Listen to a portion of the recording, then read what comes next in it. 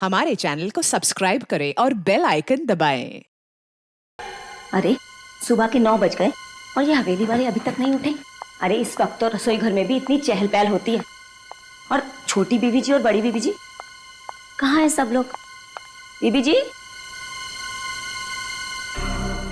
साहेब, बीबी जी। लगता है रात के कार्यक्रम की वजह से ज्यादा थकान हो गई, इसीलिए नहीं उठ पाए। चलो चंपा रानी, तुम्हें उठाना पड़ेगा जाकर, भले ही फिर डांट पड़ जाए। बीबी जी,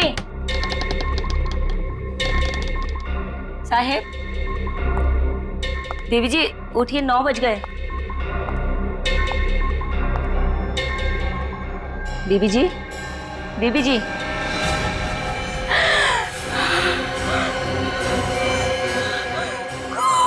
रंजू बीबी जी, देखो क्या हो गया। बीबी जी, रंजू बीबी जी, देखिए क्या हो गया छोटी बीबी।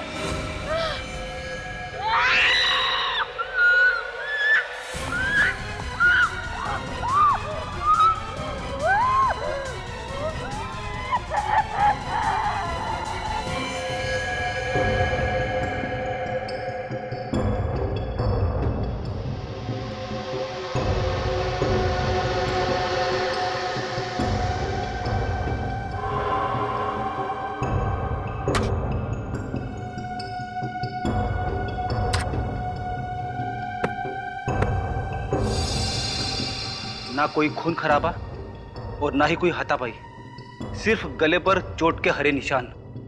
सर, इन चारों को भी वैसे ही मारा गया है, रुमाल में पत्थर बांधकर। पहले शालिनी, फिर रूहान और अब ये चारों।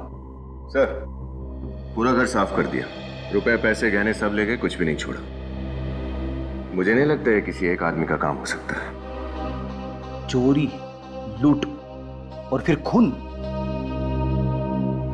सर, अब इन लोगों का स्टाइल थोड़ा थोड़ा मेरी समझ में आ रहा है। ये लोग छोटे शहरों में अपना शिकार करते हैं ताकि किसी की नजर में ना आए। देखिए, क्या आप बता सकती हैं कि कल रात को आपने इस घर में किसी को आते जाते हुए देखा था? कोई मेहमान या फिर कोई और? साहब, कल 8 बजे तक तो हम इसी घर में काम कर रहे थे। हमने रात के बर्तन साफ किए, सबके बिस्तर लगाए और फिर हम पांचों घर से बाहर साथ में ही निकले थे। साहब, पांचों मतलब?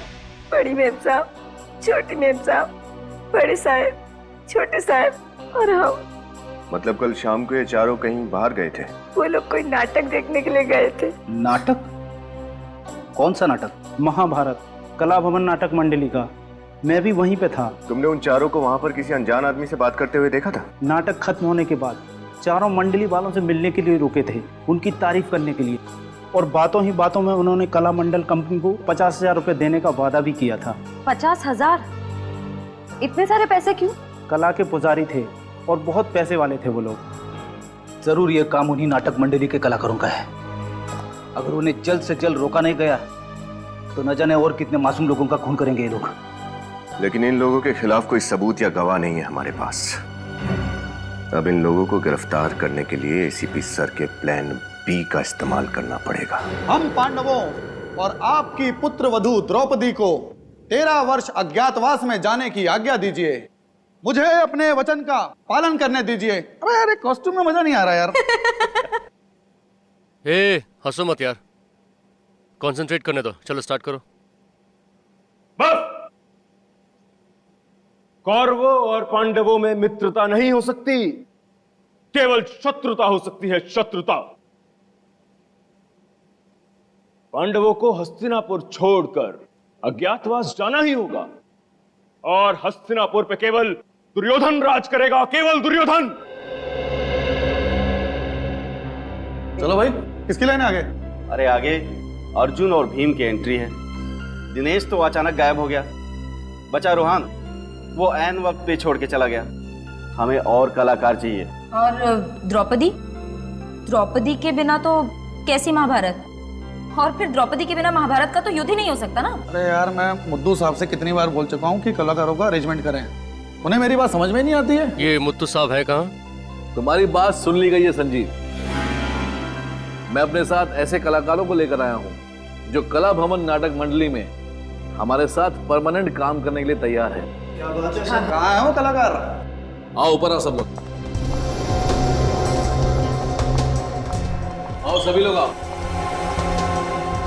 मिलिए हमारे नए कलाकारों से। ये है भीम, ये अर्जुन और ये द्रौपदी। नमस्ते। आप लोगों के साथ काम करने में बहुत आनंद आएगा। कला भवन में आपका स्वागत है। मैं केतन और आप? मैं तारिका। हमारा नाम नहीं पूछेंगे क्या? मैं अभी, और ये इनसे मिलिए, ये दया, बहुत दयालु हैं। हम सब नाट्य मंडली में काम कर रहे थे साथ में। मुद्दू साहब ने हमें आपके नाटक में रोल देने का वादा किया तो हम लोग मना नहीं कर सके। अच्छा, वो मुद्दू साहब से पैसों की बात हो गई आप लोगों की? हाँ, पैसों की बात हो गई है, आप चिंता मत कीजिए। अब तो बस आप हमारा काम देखिए।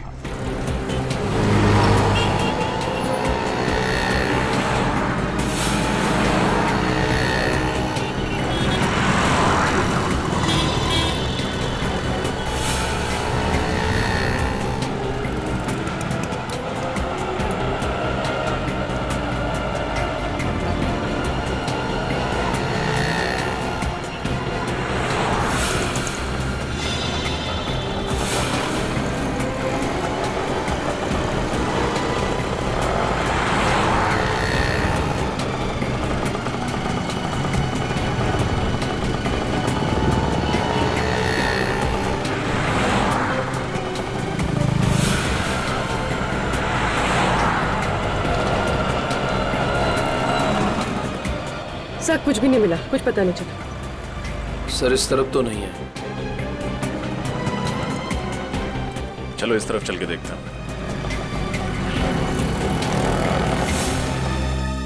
गहने जल्दी से तैयार करो।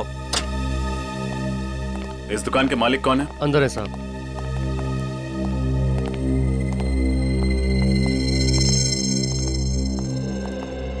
कहिए, मैडम के लिए अच्छा सा हार दिखाऊं? देखते ही खरीद लोगे आप। दिखाएंगे हम, बताएंगे आप। नहीं, इस लड़की को तो मैंने पहले कभी देखा ही नहीं। इस लड़की ने जो गहने पहने हैं, वो सब जगह नहीं मिलते। आपने कभी देखा है? एक मिनट, आप मुझसे ये सवाल क्यों पूछ रहे हैं? कौन हो आप लोग? जवाब मिला? अब सीधे सीधे हमारे सवालों के जवाब दे दो। देखो, अगर तुम अपना मुंह नहीं खोलोगे तो हम तुम्हारी दुकान बंद करवा देंगे, हमेशा के लिए। इस फोटो में जो गहने का डिजाइन है, ये गहना आपकी दुकान पे बेचा गया है ना? नहीं साहब, ये गहने तो मैंने खरीदे ही नहीं, पक्का। कमाल है, फोटो ढंग से देखा भी नहीं और आपको पक्का पता है कि आपने ये गहना नहीं खरीदा।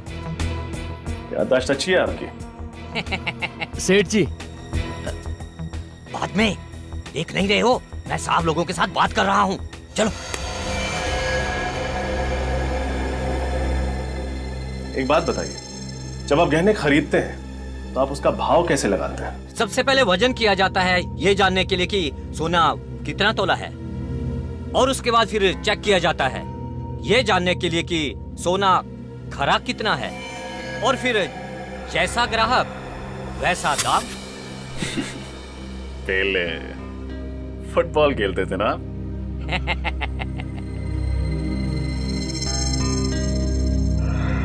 आपकी याददाश्त काफी अच्छी है, लेकिन हमारी नजर कमजोर नहीं। इस फोटो में जो डिजाइन है, ये बाली हूबहू वैसी है।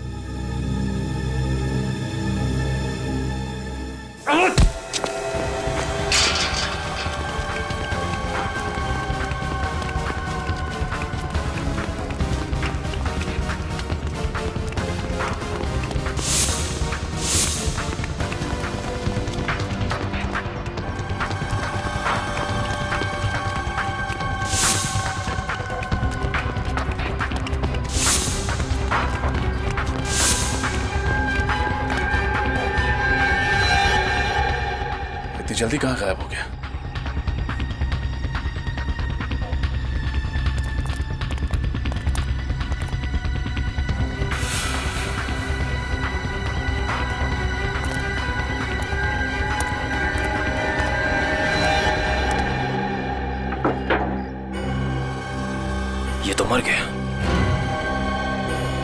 सर इतनी जल्दी हमारी आंखों के सामने इसे कौन मार गया? जिसने भी ये किया है उसने हमारी मुश्किलें और बढ़ा दी हैं। ज्येष्ठ भ्राता युधिष्ठिर, मैं प्रण लेता हूँ। ज्येष्ठ भ्राता युधिष्ठिर, मैं प्रण लेता हूँ। कोई फायदा नहीं। कोई फायदा नहीं। अरे ये डायलॉग्स थोड़े ना है, मैं तो दया से बात कर रहा था। अच्छा वो कोई फायदा नहीं है। यहाँ नेटवर्क की इतनी दिक्कत है कि 1 मिनट की बात करने के लिए 5 मिनट तक टहलना पड़ता है। अर्जेंट एक फोन करना था। खैर मेरे लाइन बताओ। अरे लाइन्स वाइन्स छोड़ो, अपने हिसाब से कर लो। कॉस्ट्यूम्स ट्राई कर लो तुम आराम से। वैसे मुझे लगता नहीं है कि आप लोगों ने इससे पहले ऐसे ऐतिहासिक और सांस्कृतिक नाटकों में काम नहीं किया है। हमने किया है, कई बार ऐसे किरदार निभाए हमने, तभी तो इनका निशाना अचूक अर्जुन जैसी और मेरी ताकत भीम जैसी। क्या है ना, अभी पहली बार आप लोगों के साथ काम कर रहे हैं ना, एक बार जान पहचान होगी तो फ्लो में आ जाएगा। वैसे आप लोग तो काफी समय से एक दूसरे को जानते होंगे, मतलब जम गई होगी आपस में, है ना? नहीं नहीं, ऐसा कुछ नहीं है। हमें एक दूसरे से कुछ लेना देना नहीं है। वो तो मुड्डू साहब है कि सबको जोड़ के रखते हैं। अच्छा, तो मतलब आप में से वो चोरी करने वाला और खून करने वाला ठग कौन है, वो तो आपको भी नहीं पता होगा। हमें पता होता तो सीआईडी को नहीं बता देते। जी हाँ, द्रौपदी की कॉस्ट्यूम तारिका को हो गई। कॉस्ट्यूम तो बिल्कुल फिट है, लेकिन ये विग आप देख लीजिए, थोड़ा विग में शायद थोड़ा कुछ प्रॉब्लम। इस कॉस्ट्यूम और विग की दुनिया से तो मेरी फोरेंसिक लैब और केमिकल्स ही बेहतर है। क्या बात है, मैं मदद करूं कुछ? नहीं It's okay. अरे वाह भाई साहब वाह, आप तो सर्वगुण संपन्न मालूम पड़ते हैं। औरतों के बाल बनाना भी जानते हैं आप? पहले लेडीज ब्यूटी पार्लर में काम करते थे क्या? जी नहीं, मैं एक कलाकार हूं। कलाकार। हाँ भाई, सारी तैयारियां हो गई? हाँ जी। चलो चलकर स्टेज दिखाते हैं, साथ में ड्रेस और प्रॉपर्टी भी ले लो। जाकर देखते हैं स्टेज कितना बड़ा है छोटा है, बहुत जरूरी है। संजीव चल भाई। हाँ बिल्कुल, वरना कहीं शो के टाइम टेंशन ना हो जाए। उठा लो भाई, प्रॉपर्टी उठा लो। चलो चलो चलो। मैं यही रुकती हूँ। हाँ? क्यों? वो एक्चुअली मेरे डायलॉग्स ठीक से याद नहीं हुए, तो सोचा थोड़ी प्रैक्टिस कर लूँ यहाँ बैठ के। वो शाम को शो है और कुछ गड़बड़ हो गया तो पूरा शो खराब हो जाएगा, है ना? हाँ, अच्छा कह रही है। आप याद करो, हम लोग चलते हैं। चलो भाई, सब लोग लेके चलते हैं।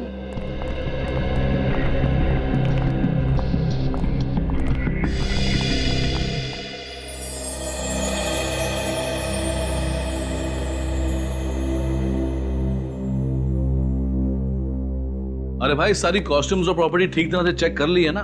ध्यान से, कोई भी चीज छूटने ना पाए। शो में किसी भी किस्म की गड़बड़ी नहीं होनी चाहिए, ठीक है ना?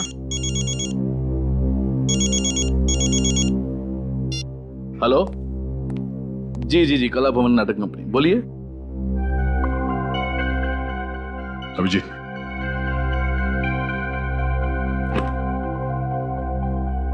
ये देखो रुमाल। इनका महाभारत के नाटक में क्या लेना देना? मैंने पत्थर रख दिया और इसे ऐसे बंद करके जोर से घुमाया। इसके अंदर की चीज सीधी जाकर के सामने वाले के कंठ पर लगी और ऑक्सीजन की कमी की वजह से उसकी मौत हो गई। तो इस रुमाल में पत्थर बांध के खून किया जाता है। खून इन कलाकारों में से ही कोई है। कोई चक्रव्यूह रचना पड़ेगा खूनी को पकड़ने के लिए। अरे भाई, सारी प्रॉपर्टीज चेक हो गई? हाँ, चेक तो हो गया, पर ये प्रॉपर्टी देखिए, समझ में नहीं आ रही है कहां से है। देखिए ये रुमाल। हाँ, ये यहाँ क्या कर रहे हैं? अरे भाई मीर जी, जरा। अबे सतयुग के नाटक में ये कलयुग का रुमाल देने वाले थे कलाकारों को? हद हो गई यार। मुझे क्या पता कि किसने रख दिया। हाँ, हो सकता है किसी कलाकार ने धो के सुखाने के लिए रखा होगा। हाँ, और क्या, तो एक काम करते हैं, रुमाल को संभाल के रख लेते हैं, मीर साहब का पसीना पोंछने के काम आएगा।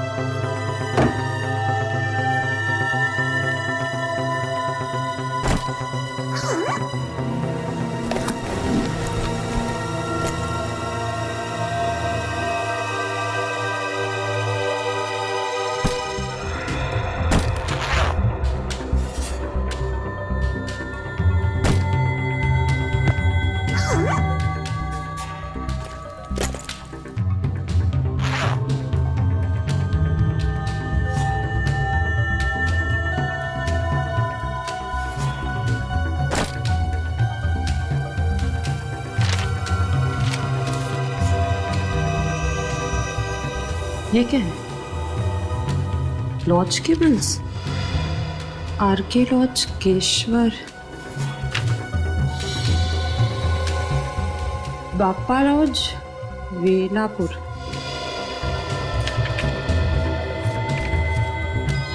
नीलम लॉज सीरकपुर। सीरकपुर? लेकिन ये तो नीलम लॉज नहीं है। ये बाकी दोनों शहरों में भी कला भवन नाटक मंडली वाले तो सरकारी लॉज में रुके थे। ये तो सिर्फ लॉज के बिल्स यहाँ क्या कर रहे हैं?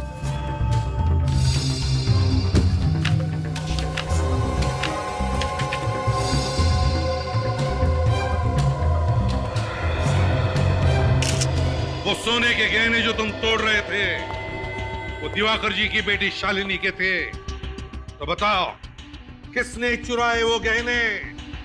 किसने मारा शालिनी को? साहब मैं तो बस कारीगर हूँ साहब, मुझे कुछ नहीं मालूम साहब। झूठ बोल रहे हो तुम। बताओ कौन है वो जिसने तुम्हारे सेठ जी का खून किया, और उस लड़की का भी जिसने गले में स्कार्फ पहना था? नहीं साहब, मैं किसी भी खून के बारे में कुछ नहीं जानता हूँ साहब। और उस आदमी के बारे में क्या जानते हो जिसकी एक आंख पत्थर की है? साहब हमेशा एक पत्थर की आंख वाला आदमी लूट का माल बेचने दुकान पे आया करता था, मगर इस बार वो लड़की आई थी गहने बेचने साहब। तो लड़की ने गहने बेचे या नहीं? हाँ साहब बेचे ना। सेठ जी से पैसे लेकर वो जल्दी में निकल गई, और थोड़ी देर बाद वो पत्थर की आंख वाला आदमी आया। सेठ जी ने जैसे ही उसे बताया कि वो लड़की पैसे लेके गई है, वो आदमी आग बबूला हो गया साहब। धोखा सचिन, एक दूसरे को धोखा दे रहे थे। पहले रूहान ने अपने साथियों को धोखा दिया, और अब उस लड़की ने रूहान को। वो लड़की जब मुंबई आती थी तो कहाँ रुकती थी, तुम्हें पता है? वो तो नहीं पता, हाँ लेकिन वो जब भी सेठ जी की दुकान पे आती थी तो ऑटो वाले को 15 रुपए देती थी। छुट्टा तो उसके पास कभी होता ही नहीं था, हमेशा मुझसे ही लेकर देती थी। 15 रुपये? ऑटो रिक्शा का भाड़ा 15 रुपये होता था? इसका मतलब है ये लड़की जरूर कहीं वहीं आसपास किसी लॉज में रहती थी इस दुकान से। सचिन पता लगा। क्या मतलब है इस बात का, मुझे बताओ कि तुम लोगों को पैसे नहीं मिलेंगे तो तुम शो नहीं करोगे? मैं सिर्फ पैसों के लिए काम कर रही हूँ, कोई समाज सेवा नहीं कर रही हूँ। सबको पैसे मिल जाएंगे, तुम्हें भी पैसे मिल जाएंगे। लेकिन मुथु साहब आप पैसे लाएंगे कहाँ से? उसकी कोशिश मैं कर रहा हूँ। संजीव समझाओ इनको, मैं इन सबको। देखो मुझे इनके बैग में से लॉज के बिल्स मिले, ये देखो। इसका मतलब कोई है जो कला भवन नाटक मंडली का पीछा कर रहा है। जिस शहर में ये मंडली गई उसी शहर में उसी तारीख को ये अनजान लोग लॉजेस में जाके ठहरे थे। लेकिन ये बिल्स यहाँ पे आए कैसे? लॉज में जाके पता करना पड़ेगा कौन है ये लोग और इनका मकसद क्या है। एक मिनट। Hello hello. तो होंगे कहीं का। मुझसे बोला यहाँ पे नेटवर्क नहीं मिलता, खुद फोन पे बात कर रहा। देखो दया, कौन सा नेटवर्क है इसका?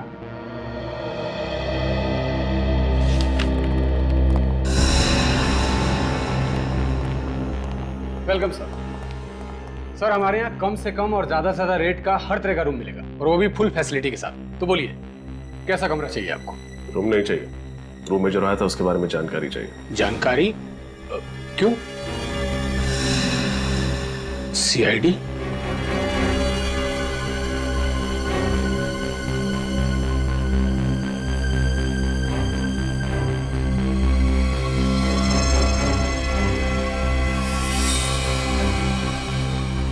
पहचानते हो सर?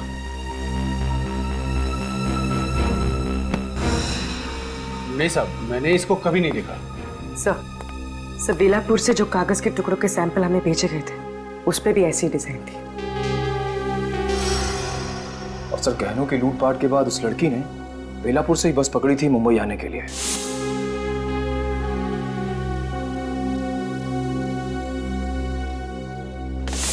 सर इसका मतलब वो लड़की इस लॉज में आई थी। कोई लड़की याद? गोरी दुबली, हाइट लगभग 5.5 फुट, गले में स्कार्फ, आंखों पे बड़ा सा चश्मा और हाथ में काला रंग का सूटकेस। नहीं साहब, पक्का नहीं आई थी। खाना खाया तुमने? खाना? नहीं। क्यों? जेल में क्या मस्त खाना बनाया आज। मोटी रोटी, पतली दाल, तीखी मिर्च। चलो सब छोड़ो तो। सब माफ कर दो साहब, गलती हो गई साहब। मैं लालच में आ गया था। मुझे उस आदमी ने मुंह बंद रखने के लिए 5,000 रुपये देते साहब। मेरा बस इतना ही कसूर है। वो बहुत डेंजर आदमी दिखता था साहब। उस आदमी के बारे में क्या क्या जानते हो, सब कुछ बताओ। वो आदमी 2 दिन से इस लॉज में रुका हुआ था। अभी भी है? नहीं मैडम, अभी चला गया साहब। और हाँ साहब, वो मैडम काले रंग का सूटकेस लेके उससे मिलने आई थी आज। मिलने आई थी? फिर मिली उससे? नहीं, वो यहीं पे बैठ के उसका इंतजार कर रही थी कि अचानक उस मैडम का फोन आ गया और वो बात करते हुए निकल गई। अभी तकरीबन 1 घंटा पहले। कमाल है, जिस आदमी से वो डर के भाग रही थी उससे मिलने वो यहाँ क्यों आई? आई थी, मिली नहीं, फिर गई कहाँ वो? सर कहीं इस डिजाइन में उस जगह का पता तो नहीं है जहां वो गई है?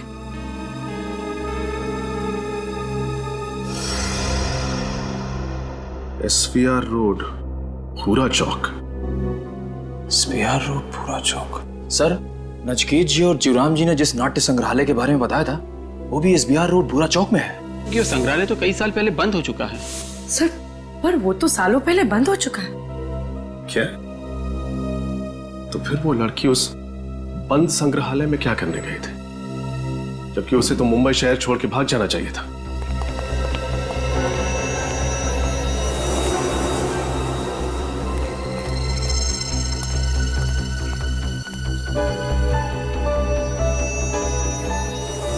बोलो। मीर साहब, इस तरह काम बिगड़ जाएगा। हमने काफी अरसों से आपके साथ काम किया है। ये कौन लोग हैं? ये मीर सीरकपुर में अपने नाटक मंडली के अलावा किसी और को भी जानता है क्या? लगता है इन लोगों को कहीं देखा है।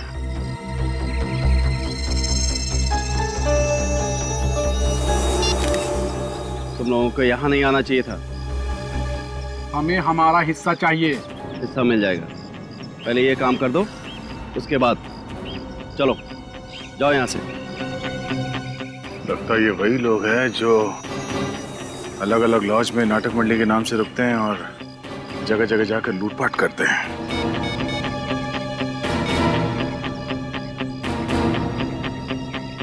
सर, मैं कुछ फोटो भेज रहा हूँ सर।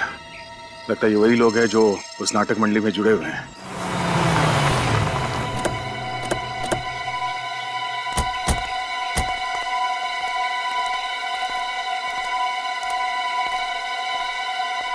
दरवाजा तो खुला पड़ा है।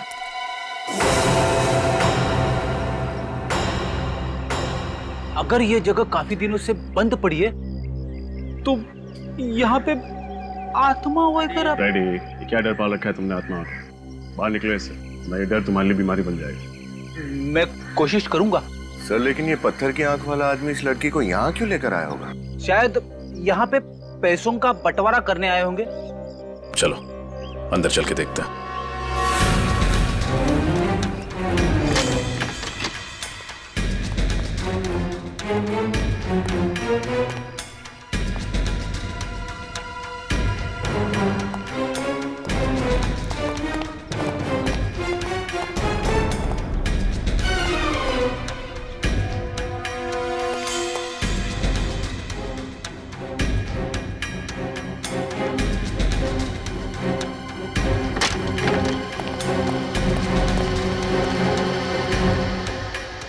सर ऐसा लग रहा है यहाँ अभी भी कुछ जलाया गया है। फैल जाओ, देखो कौन है, ध्यान से।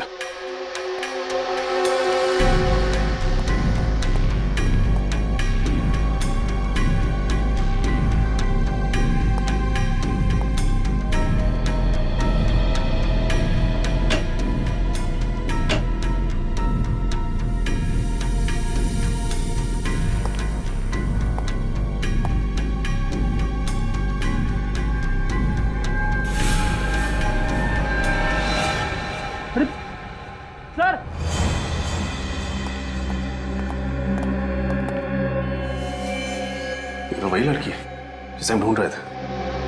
श्रेया,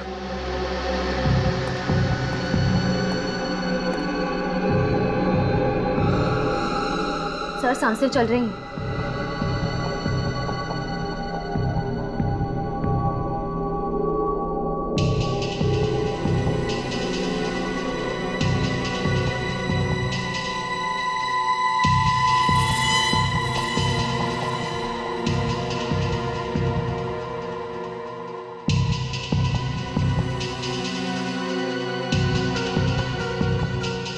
आराम से, आराम से।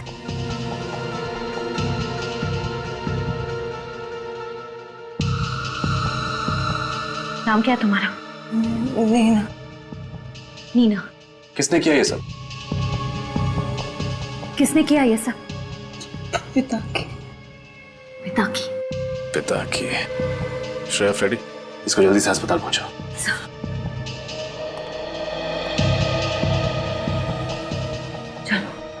संभल के।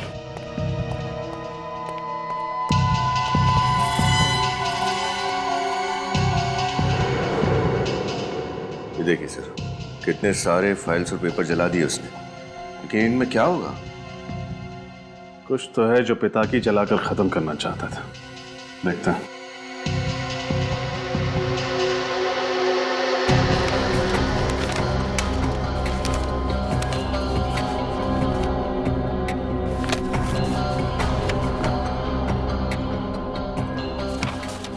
सर ये देखिए,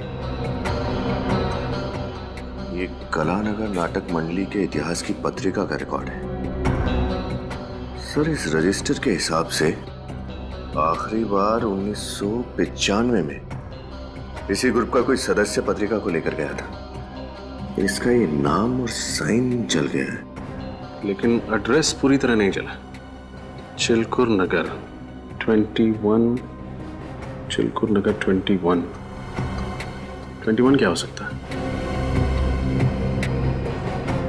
सर कहीं ये किसी जगह का कोई रूम नंबर तो नहीं? रूम नंबर 21, रूम नंबर, एक मिनट। चिलकुर नगर में एक हॉस्टल है ना, डीए हॉस्टल।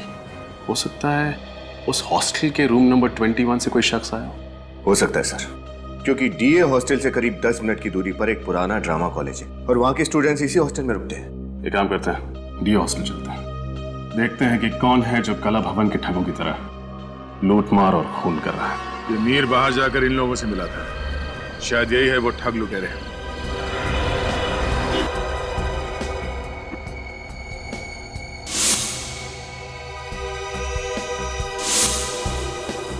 अच्छा, तो ये ठग लुटेरे नाटक मंडली के साथ साथ घूम रहे हैं। जहाँ जहाँ ये नाटक मंडली जाती है, ये लोग वहीं वहीं पे लॉजेस में जाके ठहर जाते हैं, कहीं रिश्तेदार बन के और कहीं गवाह बन के अपना काम कर रहे हैं। तो बिल्स कौन जमा कर रहा है उसके बारे में अभी तक कुछ पता नहीं लगा। समीर पे ही नजर रखते हैं, सब पता चल जाएगा। घबरा मत भांजे, जब तक तुम्हारा शकुनी मामा जीवित है ना, तब तक पांडवों की कोई चाल नहीं चलेगी। अरे यार इस बार मुड्डू साहब से पैसे ले लेने हैं, मैं बता रहा हूँ। बोला तो है, बात तो की है उस दिन, पैसे तो देंगे। अच्छा मुझे ये बता, ये शकुनी मामा का अंगरखा और केस तैयार हो गए क्या? हाँ हो गए, तैयार हो गए। हाँ हाँ हो गया। और ये लाइट वाले दादा को बोल दिया कि द्रौपदी की एंट्री के लिए मुझे लाल लाइट चाहिए?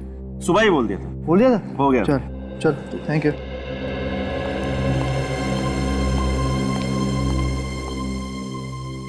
ये मेरे अहंकार का नहीं, आत्मसम्मान का प्रश्न है। वो कितनी कॉम्प्लिकेटेड लाइन्स कैसे बोल लेते हैं, देखो कैसे याद रखते हैं। ये फोरेंसिक में ठीक है बॉस। नहीं यार मैं सिखाऊंगा ना, सिखाऊंगा, कुछ नहीं हो सकता। अरे नहीं कोशिश करता हूँ ना यार, हो जाएगा हो जाएगा। आज मैं ये प्रण ठानती हूँ कि मैं ये केस जब तक उस दुष्ट दुशासन के रक्त से नहीं रंगे जाएंगे, ये केस मैं हमेशा ऐसे खुले ही रखूंगी। वाह वाह, क्या बात है, क्या एक्टिंग करती हैं। हाँ? ये काम कीजिएगा, जब ये केश वाली लाइन बोली ना आपने, तो बालों को थोड़ा सा ऐसे करके झटक दीजिएगा, बहुत मस्त लगेंगे। वैसे एक बात बोलूं, आप पूरी बहुत मस्त दिखती हो। दुर्योधन, क्या नाम है तुम्हारा? केतन। तारिका जी के बाएं कंधे में चोट लगी है, इसलिए वो ऐसे बाल नहीं कर सकती। इसलिए बेहतर होगा कि तुम नीचे जाओ और रिहर्सल करो। नीचे जाओ और रिहर्सल करो। नीचे जाओ। बेचारा केतन बाल बच गया। यार तुम्हें मजाक सोच रहा है यार? अरे मजाक क्या करो यार। ये मीर कहाँ गायब हो गया? हाँ, तो यहीं पे फोन पे बातें कर रहा था, ये गया कहाँ? सॉरी सर, सॉरी, आपको इंतजार करना पड़ा। बताइए क्या काम था? क्या साल 1995-96 में आप इस हॉस्टल में काम कर रही थी? नो सर, मैं तो सिर्फ पिछले 2 सालों से यहाँ काम करती हूँ। कोई और है इस हॉस्टल में जो उस समय से काम कर रहा हो? जी हाँ, पार्थ जी। सर वो 1995 से इस हॉस्टल के फैकल्टी मेंबर हैं। बुलाऊं उन्हें? प्लीज।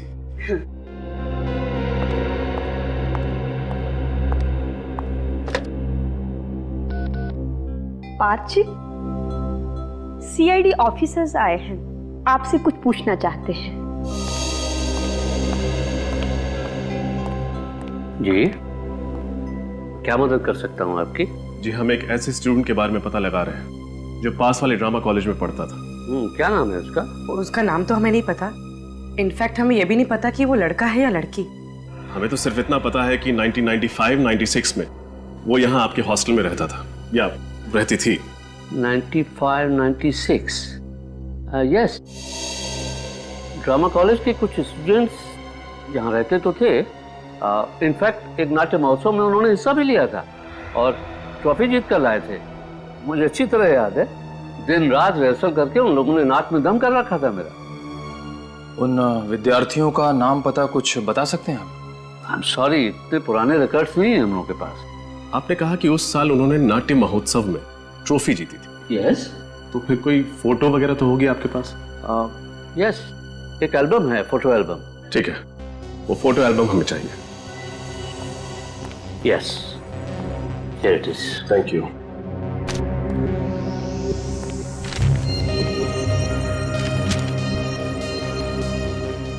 ओह, तो ये है।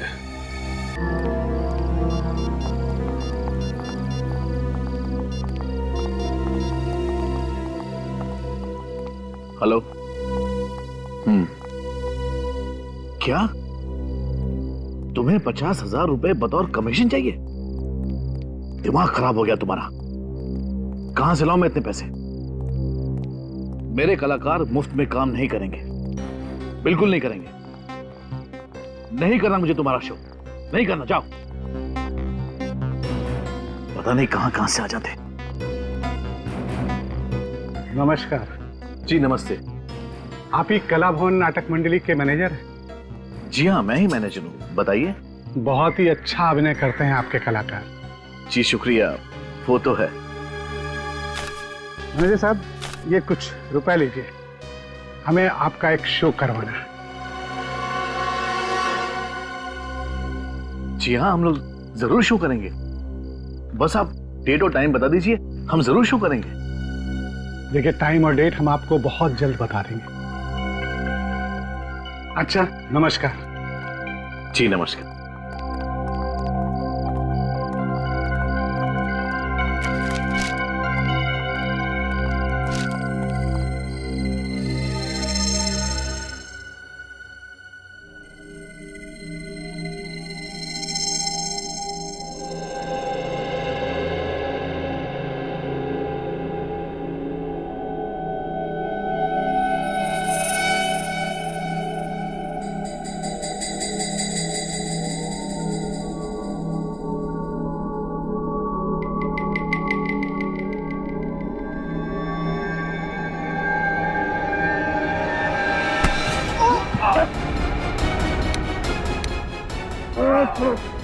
कौन है तुम लोग? सीआईडी। सीआईडी? पत्थर से झटका देकर लोगों को मारते हो ना तुम लोग, अब हमारा झटका देखना। हम पर भरोसा करने के लिए बहुत बहुत शुक्रिया। अगर आज आप लोग हिम्मत नहीं दिखाते तो हम लोग इन ठगों को कभी भी रंगे हाथों नहीं पकड़ सकते थे। अच्छा, तो तुम लोग की चाल थी हमें पकड़ने के लिए? हाँ, हमें पहले ही पता चल चुका था कि तुम लोग 1890 के नाट्य कलाकारों की एक कला का सहारा लेकर ये घिनौना काम करते हो, लोगों को लूटते हो, उनका खून करते हो। तो बताओ, कहां है तुम्हारे बाकी के साथी और कौन है तुम्हारा बॉस जिसे इतिहास दोहराने का बहुत बड़ा शौक है? हमें नहीं पता, आप किसकी बात कर रहे हैं? मीर और पिता की तुम्हारे साथी है ना? बोल। हाँ, मीर और पिता की दोनों साथ में ही हैं, मगर क्या?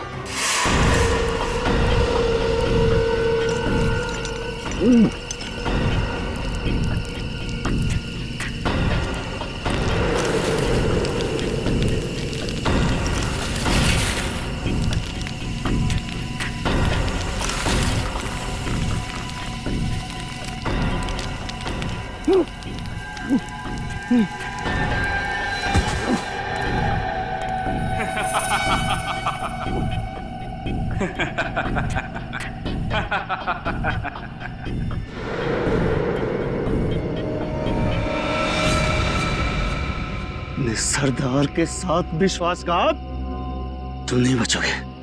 मैं तुम्हें छोड़ूंगा नहीं पिता की। पहले अपने आप को तो छुड़ा के दिखा मीर साहब।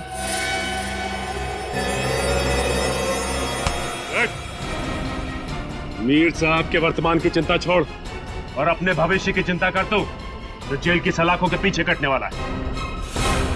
जा। मीर साहब, तुम्हारा नाटक खत्म, अब हमारे नाटक से पर्दा खुलेगा। भयंकर भयानक अपराध हुआ था युधिष्ठिर से। अपनी अर्धांगिनी को शयन कक्ष से चौपाट तक लेकर आया था वो। पश्चाताप का आभास तो हो रहा था, परंतु क्या द्रौपदी उन्हें क्षमा करेगी?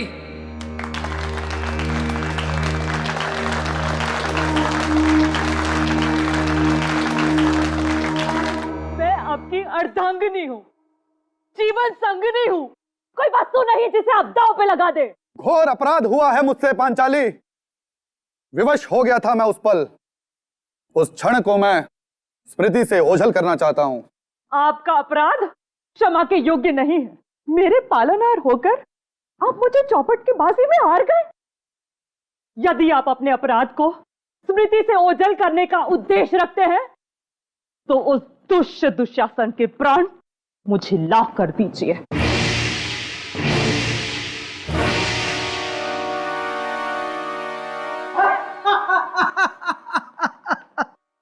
ओ द्रौपदी, जिसका स्वयं कोई सम्मान नहीं, वो क्या किसी के प्राण निकाल पाएंगे? तुम्हारे पांचों प्राणनाथ ने तुम्हें अनाथ बना दिया है। यदि मांगना ही है तो मुझसे मांगो। इन कायरों से मांगोगी तो केवल दरिद्रता एवं अपमान ही पाओगी। इस भ्रम में मत रहना। यदि चौपड़ में हमारी हार हुई है तो हमारा बाहुबल निर्बल हो गया है। तुम्हारी कटु वाणी जिस मुख से निकली है, उस मुख का मुखारबिंद मैं नष्ट कर दूंगा दुशासन। मैं पांचली आज ये प्रण लेती हूँ कि जब तक ये दुष्ट दुशासन के रक्त से अपने केश न रंग दूं, मैं अपने केश हमेशा खुले ही रखूंगी। मैं तुमसे वादा करता हूं पांचाली, इस दुशासन की छाती चीर कर इसका लहू निकाल लूंगा मैं। यह सब क्या अनर्थ हो रहा है? इस दुर्भाग्यवश परिस्थिति की उपज मेरे ही कारण हुई है। सत्य वचन भ्राता युधिष्ठिर, सत्य वचन। असली अपराधी आप हो, इसलिए केवल दंड आपको ही प्राप्त होना चाहिए। भूल गया क्या? ना अर्जुन ना, मैं नहीं, हम सब द्रौपदी के अपराधी हैं। हम सब ने मिलकर उसे चौपड़ के दांव पर हारा है। हम आपके आज्ञाकारी हैं, आपकी आज्ञा का पालन करते हैं बड़े भैया। हाँ, असली अपराधी तो आप ही हैं। ये अपराध की उपज आप ही के दिमाग में आई थी। ये दोनों अर्जुन और भीम मेरे नाटक की वाट लगा देंगे। नितिन, नितिन, इससे पहले कि पब्लिक हमारे ऊपर अंडे और टमाटर फेंके, तुम एक काम करो, द्रौपदी को यहां पर ले आओ और युद्ध का ऐलान कर दो। रुक जाओ पांडु, तुम में से असल अपराधी कौन है इसका निर्णय तुम लोग बाद में कर लेना, परंतु अभी मैं द्रौपदी को अपने साथ लेके जा रहा हूं। तत्पश्चात नहीं, निर्णय अभी ही होगा। द्रौपदी, ये अर्जुन तुम्हारा और अपमान नहीं होने देगा। भ्राता भीम, दुशासन को समझा दो।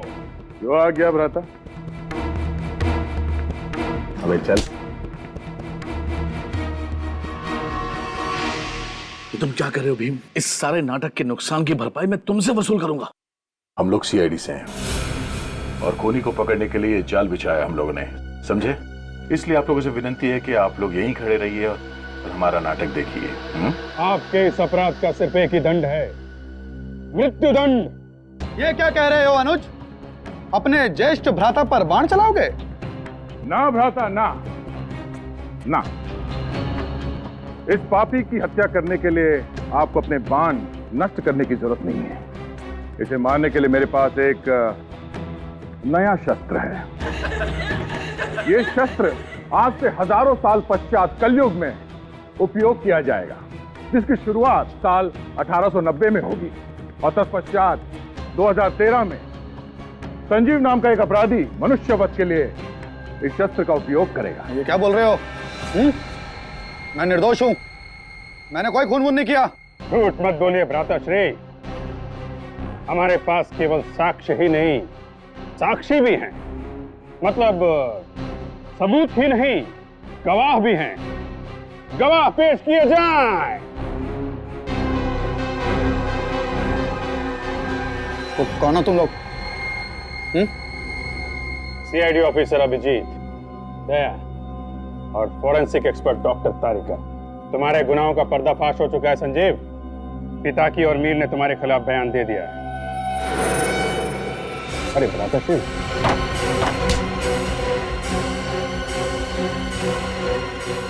रणभूमि छोड़ के कहां भाग रहे हो ज्येष्ठ भ्राता?